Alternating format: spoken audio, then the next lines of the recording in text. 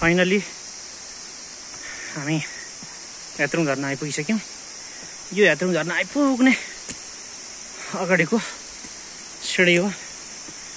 संरचना धेरै ओसिलो छ, चिप्लो पनि रहेछ। हामी मात्रै हो कि जस्तो लागेको थियो, तर हुनु त रहेछ। वनभोज खाना पनि आउनु भएको रहेछ। बाटोमा यस्तो सानो सानो झरनाहरू निकै भेटिन्छन्। मान्छेको आवाज सुनिँदैछ। मेरा धर्मपत्नी दुईटा हेलमेट लिएर अगाडि। ओ वाउ वाउ, यो यात्रु झरना 365 मिटर अग्लो भएको एसियामा चौथो र नेपालमा दोस्रो सबैभन्दा लामो झरना हो। भाइ बहिनीहरू पनि आएछन्।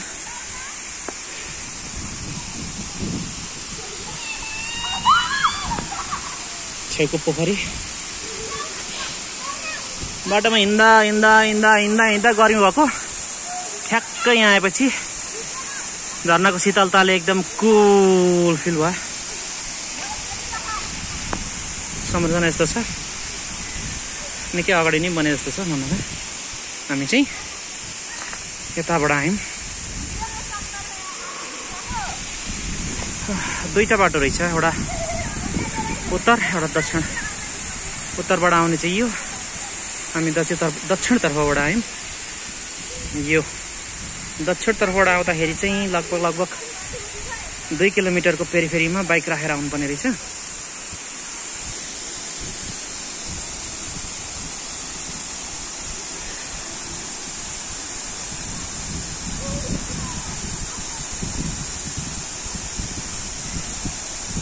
यो यात्रु झरनाको पुरा लम्बाइ।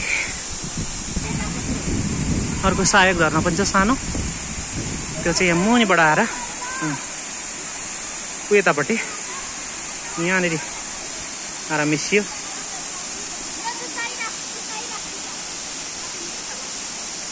धेरै नै मनमोहक। बर्खामा यसको भोल्युम अलिक बढेर जान्छ।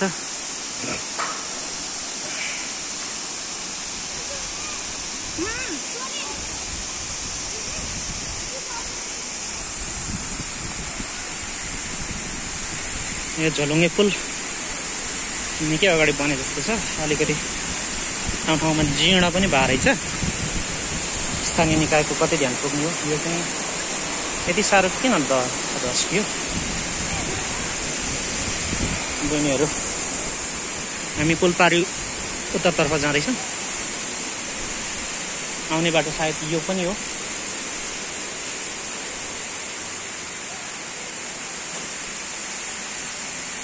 उकालो लाग्यो।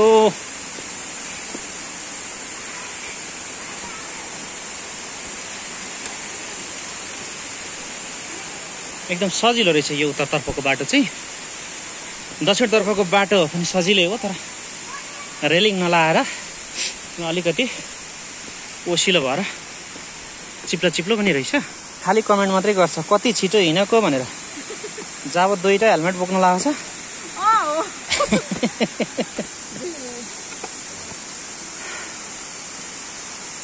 युट्युबमा टिकटकमा मात्र देखेको, आज साक्षात्कार गर्न पाइयो।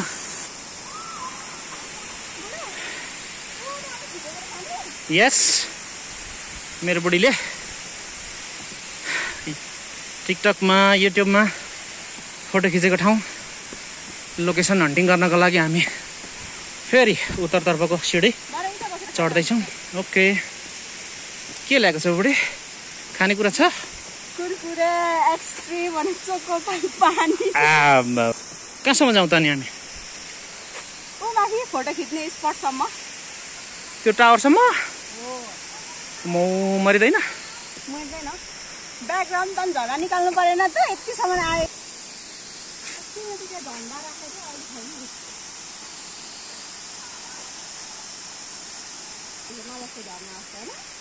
यो उत्तरपट्टिको बाटोमा चाहिँ अलिकति यहाँनिर यो रेलिङ चाहिँ भत्किया रहेछ। अब यसमा तल लडिरहेछ। सम्बन्धित निकायको ध्यान जान्छ होला सायद। हामी भर्याङमै छौँ।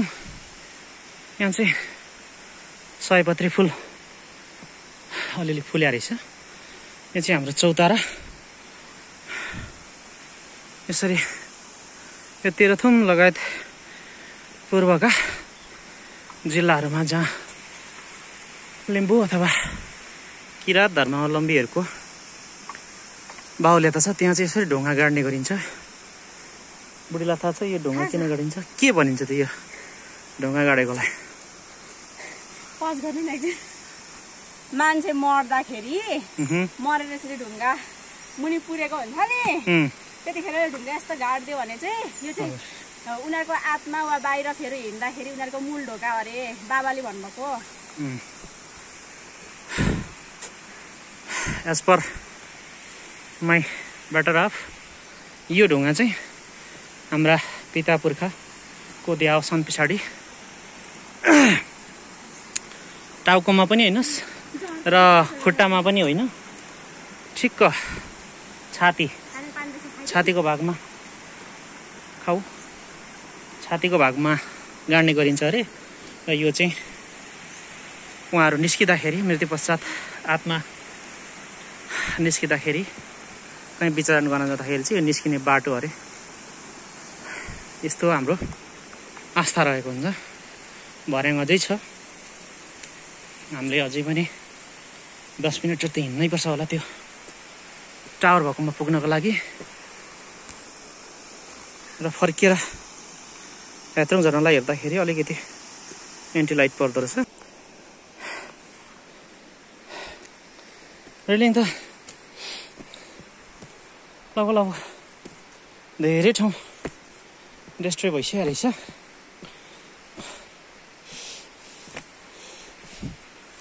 हाम्रो सार्वजनिक सम्पत्ति हो हुन त। सम्बन्धित गाउँपालिकाले यसलाई महत्त्वपूर्ण पर्यटकीय स्थानको रूपमा लिइसकेपछि यस्ता कुराहरूलाई ध्यान दिन पर्ने हो समयमै। गाह्रो है, घामले पनि गर्दा अलिक गाह्रो भयो।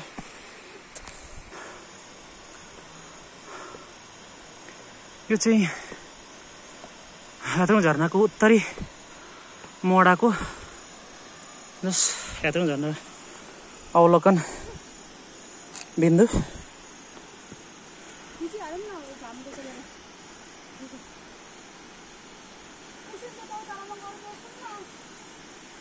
लम्बाइ अहिले यस्तो देखिरहेछ यात्रङ झरनाको। यो यात्रङ झरनामाथिको यो चौताराको छेउमा सायद यो झोलङ्गे पुलको बेस बन्दै गरेको होला। निर्माणाधीन अवस्थामा छ। बाटो यहाँसम्म आएको। हजुर जाऊ न, त्यति सक्दैनौ? म आइहाल्छु नि। अब यो वारीको पोइन्ट त यहाँ छ, सायद पारीको पोइन्ट अलिअलि देखिरहेछ। भिडियोमा कति देखिन्छ हो, यो सायद यही होला। बिस्तारो, मेरो बुढीको दुर्घटना होला जस्तो छ। पक्रियो। Come on, you can do it. Come on, don't give up. Yes जुन on top, not Jerry on top. बाटो भयानक छ। राम्रो बाटो पनि थियो होला, तर कसरी पुग्ने? रक्षा गर। म यो बाटो जाँदैछु। बुढीले त सक्यो, म त सक्छु कि सक्दिनँ हौ।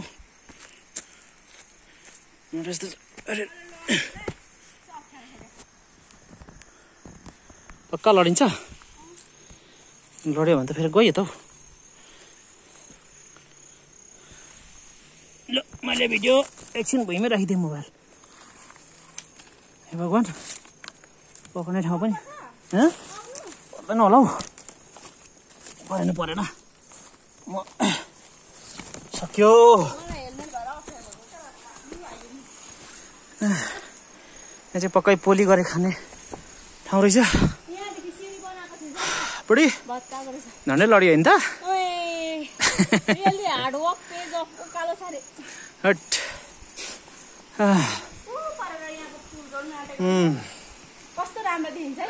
हो नि झर्ना पनि मजाले देखिने रहेछ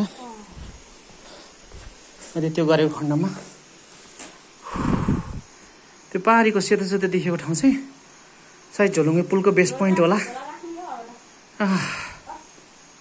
ल अहिले एक और भिडियो यहीँ अन्त्य गर्न चाहन्छौँ हामी हस् त भन्दा पनि आज हामी 2082 साल कार्तिक महिनाको 22 गते शनिबार ठ्याक्कै भन्नुपर्दाखेरि हामी 10:10 हुँदाखेरि म्याङलोङ बजारबाट हिँडेका थियौँ अहिले मेला हुँदै केही राम्रो बाटो केही नराम्रो बाटो कच्ची बाटो हुँदै हामी अहिले ठ्याक्कै यो यात्रुङ झरनाको उत्तरी मोडाको यो बिसौनीमा ठ्याक्कै अहिले हामी 1:45 छौँ हस् क्लोज अफ द भिडियो